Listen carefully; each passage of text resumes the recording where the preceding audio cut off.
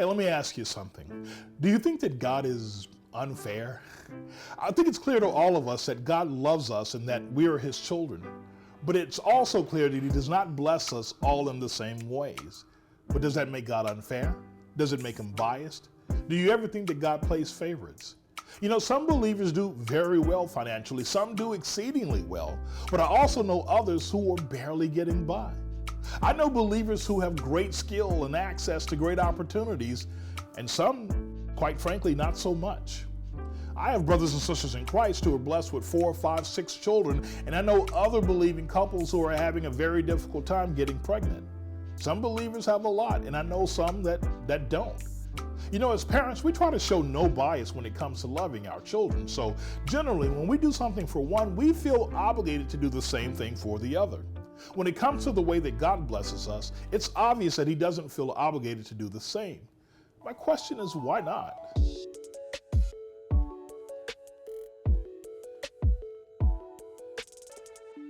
You know, one of the greatest secrets to a life of contentment is to learn to live it without comparisons. Today, I want to illustrate this principle through a parable Jesus taught his disciples in Matthew chapter 20. So if you remember the story, you know Jesus tells of a man who owns a vineyard who has a really great harvest season. So great, in fact, that he doesn't have enough farmhands to gather it all, so he goes out and hires day laborers. At around 6 in the morning, he recruits a group of men to go and work in his vineyard. He agrees to pay them a denarius, and for the sake of today's conversation, let's call that $100. A few hours later, he discovers that he doesn't have enough manpower, so he recruits another crew at around 9 o'clock from that same place. By noon, he sees that he still needs more people, so he brings in a third crew. 3 hours later, a fourth crew, a fifth crew at about 5 o'clock in the afternoon. By 6 p.m., though, all the work is done and it's time to pay the employees. Listen to how that conversation goes. It says, when evening came, the owner of the vineyard said to his foreman, call the workers and pay them their wages, beginning with the last ones hired and going on to the first. The workers who were hired about 5 in the afternoon came and each received a denarius. So when those came who were hired first, they expected to receive more, but each one of them also received a denarius. When they received it, they began to grumble against the landowner. Now, we can see the problem here, right? The first crew worked a full 12-hour day. The second crew 9 hours. The third 6. The fourth crew worked 3 hours. The fifth crew only worked 1 hour. But all of the day laborers received the exact same salary. You see the problem with that, right? Can I make a confession to you? I think I have taught from every one of Jesus's parables except for this one. And do you want to know why not this one? Because every time I've ever read this story, until just recently, I have had this tendency to agree with the laborers who worked the longest shift, not with the owner, which is a little scary considering the fact that the owner in this story obviously represents God. I know we would never say it out loud for fear of being struck by lightning, but have you ever found yourself thinking that life isn't fair? Or if we're specific about it, have you ever wondered or felt that perhaps God isn't fair? You know, this feeling I think we all grapple with at one moment or another in our life is what Jesus so brilliantly captures in the argument of the laborers who had worked a full day. And honestly, I can agree with them to some extent. In fact, the only thing that changed my mind about this parable is when I took a moment to appreciate it from the perspective of the owner of the vineyard, who again, we obviously know represents the heart of God. Now, I know this is just a story, but let me expand on it. Let me embellish it just a little bit. Let me add a few details that are not actually part of the story, because I think it might help us to appreciate it from the perspective of that vineyard owner. So the owner of the vineyard, right? He needs additional labor to complete his harvest. So he drives out to a day labor site to recruit help. He gets there early in the morning and he's offering an unusually high salary. So he gets to choose among the strongest, the most talented workers. And he selects a crew and he sends them out into the field. Then he comes back 3 hours later because he needs more workers. And it's a little bit late in the day, so the best workers are obviously gone by this time. All that's left are the guys who are a little bit older and a little bit more stubborn, and some that have a reputation of being a little bit lazy too. Some of them have criminal records perhaps, and some of them are even homeless. But the vineyard owner believes in second chances, so let's say he hires them too. According to the story, at noon he returns for more workers, but by this time, let's assume that all of the able-bodied men are completely gone. The only people that are left are a handful of elderly men. They're used to being overlooked, but the vineyard owner hires them too. Now, the owner returns 2 more times before the end of the day, and he still has work that needs to be done. And by this late in the day, no men are left at all. All that is still hanging around are single mothers, widows, orphans, and runaways, people who in New Testament times were marginalized by society. They were people who desperately needed the work, but would have never been chosen for it because they didn't have the strength for this type of labor. But since there's only a couple of hours of work left, the vineyard owner decides he'll hire them too. Now, at the end of the day, it's time to pay the laborers. And he decides to pay them, but not based on the amount of time that they worked or the amount that they've produced, but based on the generosity of his heart, having compassion on them for the circumstances and the financial challenges that each one of them faced. So he gives them all $100. Now, we don't know the details of what moves the heart of the guy in the story, but consistent with the heart of God, I think you can see my point here. We don't always know the reasons why God does what he does, but if we know him, then we trust him. And if we trust him, then we know however he decides to release blessings into our lives, we can be confident that what he is doing is in our best interest, working for the good of all of his children, and consistent with his generous nature. Friends, this story isn't about a group of guys demanding justice. It's a story about a loving landowner, our Heavenly Father, freely giving grace. So whether God desires to bless us in different ways, or if he chooses to bless us all the same way, which by the way is what prompted Jesus to tell the story in the first place, is it unfair of God to distribute our blessings the way he sees fit? Not when we consider that none of us deserve his blessings in the first place. You know, in many people's minds, fairness is everyone receiving exactly what he or she deserves. Well, friends, if God were completely fair by this definition, all we would be deserving of is condemnation. The point that I had always missed in this parable is that while it was true that the part-time workers didn't deserve to receive the fullness of grace shown them, the ones who complained about it didn't deserve it either, nor do we. So now let's flip this parable around and use it to look at ourselves in selfie mode. The reality is that this parable wasn't taught to just defend God's generous nature. It was to address a particular challenge in our own nature that keeps us from seeing God's loving generosity. So let's approach the story from a little bit different angle now. Now, remembering that the vineyard itself represents life and the salary represents blessings. We know that the vineyard owner represents God. We've talked about that already. But here's a question for you. Who do the complaining workers represent? That's a harder question, right? But I think you know the answer. And here's a harder question for you. What spiritual condition in our lives is represented by their complaint?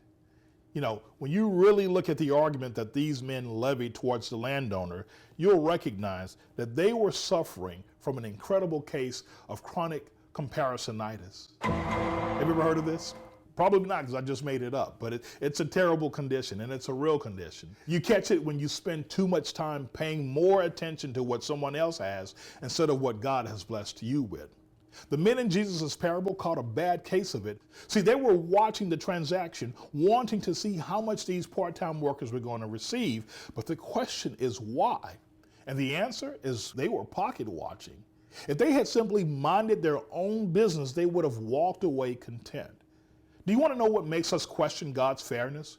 Want to know what makes us dissatisfied with our blessings? When we don't mind our own business. Let me show you what that looks like. Hey guys, I got you each a gift. No way, Jesus, why? Awesome. Well, I just love you guys, so I wanted to get you something. So nice. Laura, you first. Oh, this is so exciting. Oh, will you look at this? A little 8-ounce can of Coke? This is perfect for me. I looked everywhere to find a gift for you, and this just seemed to fit. I love it. Drew? Yeah. Your turn. All right. No way, Jesus. Seriously? Oh, yeah. 20 ounces of Coke? Yeah, baby. Woo! This is awesome. Oh, Jesus, thank you so much. You're welcome. Laura, we got to go show Richard our gifts. Come on. Okay. Hey, Laura. Is there a problem? No. I mean, well, yeah, kind of, you know. It's just that every time you give people gifts, you always give everyone else more than you give me. What do you mean? I mean, like, I open my gift and, oh, cute, 8 ounces. And then Drew opens his gift and, hello, 20 ounces. Oh, I know what you mean. Well, that gift is for Drew. Well, that's what I want. Go get it for me. Okay, if that's what you want. Yeah. I got a liter. Wow. I know it's 1 liter of God's sweet goodness. Jesus gave it to me. He did? Yes. Okay, you know what? You're going to meet somebody with a bigger bottle, and you are going to be so mad. Laura, check it out. I got an upgrade. Coke 3.0. That is awesome. I know. Well, isn't that just great? Yeah. Hey, Jesus, you rock. Yeah. Thanks, What Drew. is wrong with you? Why are you holding back your best from me? I gave you my best. Don't you see what's happening here? You're letting everyone else's gifts steal your joy. No, Jesus, you are stealing my joy by giving everyone else more than you give me. Laura, I picked this gift out for you. That's what I wanted you to see. I don't care. Until you can look past this, all you're going to see is a can of Coke.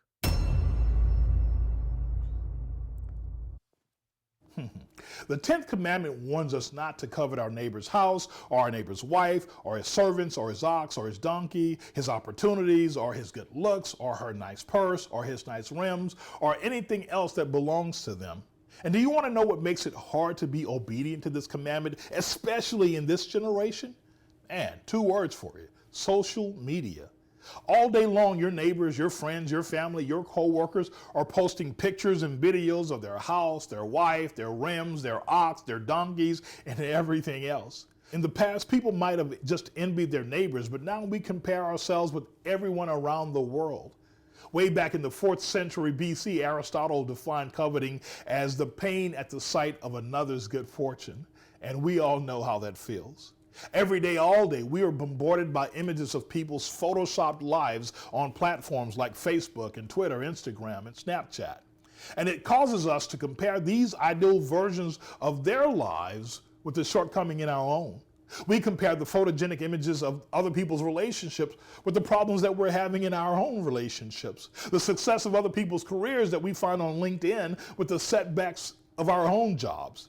And pictures and videos of people on vacation in Spain while we're sitting at home eating Taco Bell and watching Netflix. Comparison, friends, becomes the temptation that leads to the sin of covetings. And did you know that this is a degenerative condition? The longer it goes untreated, the worse it gets. First, it starts with depression. We become unhappy about what we don't have compared to somebody else. And this can go on to the point that we become self-loathing, upset with ourselves over what we don't have. The next stage is desire, where we begin to pursue, even obsess over what we don't have. And if left unchecked, we move on to dislike. We begin to resent the people who have the things that we want that we don't have. And again, if this condition is untreated, it can even lead to destruction, where we not only develop the desire to delay or block or stop others from being blessed, but at advanced stages, it can cause some to want to take what someone else has, or even do harm to that person for having it. And if that last one seems far-fetched, you should consider Cain and Abel's story as a case study of where envy can take us all. And if you need more modern examples, there are plenty of those to go around too. We're living in an age where envy is amplified and the results are murderous. Can I ask you a question, friends? You know I was eventually going to ask you this. Do you have comparisonitis yourself? Oh, and by the way, if you're sitting here thinking that you're immune just because you don't have Facebook or Instagram, you need to know that you can still be a hater too. That condition existed even before social media did. But here are a few questions that you can ask yourself to see if you might have hater tendencies. First, you should ask yourself, do you constantly find yourself complaining about what you don't have? Are you continuously comparing what you have to others? Do you become highly competitive with those who have more than you have? Do you find yourself criticizing others, judging them because you feel they don't deserve what they have? Do you constantly feel compelled to keep up with what others have in their lives? If your answers to at least half of these questions is yes, even by a worldly standard, friends, you're a bona fide hater. And by God's biblical standard, you're breaking the 10th commandment. And maybe you're thinking to yourself, okay, so what? I mean, at the end of the day, can hating be as bad as idolatry and murder and adultery? The short answer is yes. Breaking this one commandment, in fact, can cause us to break many of the others that we just mentioned. In fact, let me give you 5 reasons revealed by the story that we've just read of how hating ends up hurting us. First of all, it robs you of your joy. Instead of going home happy and content with earning significantly more than the going wage, the 12-hour laborers went home angry and bitter with the landowner. Did you notice that? And 2, covetousness makes us ungrateful. Comparison causes us to become so focused and so obsessed over what we don't have that we become blinded to the many blessings that we do. Being grateful and staying grateful is already hard enough, but it becomes especially difficult when we begin to compare our lives with people who have a bigger house or a nicer car or a better job. And the more we compare, the less we feel we have. Another issue with hating is that it discourages generosity and often blocks our own blessings. People who are living by comparison are generally selfish people, at least when it comes to certain resources. Why? Because they never feel that they have enough. So the last thing that they ever want to do is give any of it away. And here's the problem with that. There are some areas of your life where God has blessed us abundantly so that we may bless others. But when we become selfish, God must ultimately choose someone else to funnel his blessings through. A fourth issue that we have when we are struggling with comparisonitis is that it strains our relationships. The problem with hating is that you don't see yourself as a hater. I don't know any hater in this world who sees himself as a hater. Do you think that the complaining laborers in the story saw themselves as haters? No. But how do you think the other workers felt when they heard the complaint of that first group of people? It caused issues. And coveting and comparisonitis, it causes issues in our relationships.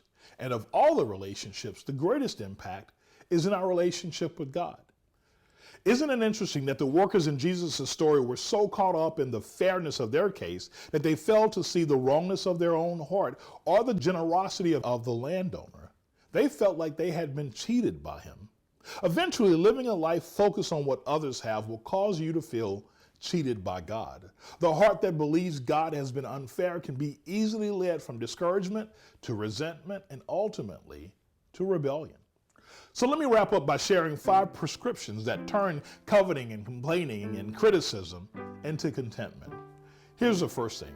Friends, we've got to learn to practice being joyful. Train your heart to be happy with what you have. And number 2, practice being thankful. Learn to show gratitude to God for what you have. Don't just acknowledge the fact that you're blessed, but be thankful about the things that he has blessed you with. If you want to stop comparison, focus on your blessings, not somebody else's. Number 3, instead of being competitive, ask God to help you practice being generous. Learn to give from those areas where God has blessed you abundantly, in particular. Number 4, practice being encouraging to others. Make it a point to celebrate the things that God is doing in the lives of other people around you, and you'll see that your tendencies for comparisons, your tendencies for hating will dissipate. And finally, practice being faithful. Learn to use everything that God blesses you with as an opportunity to bless others and to glorify his name. Because ultimately, that's the purpose behind every blessing.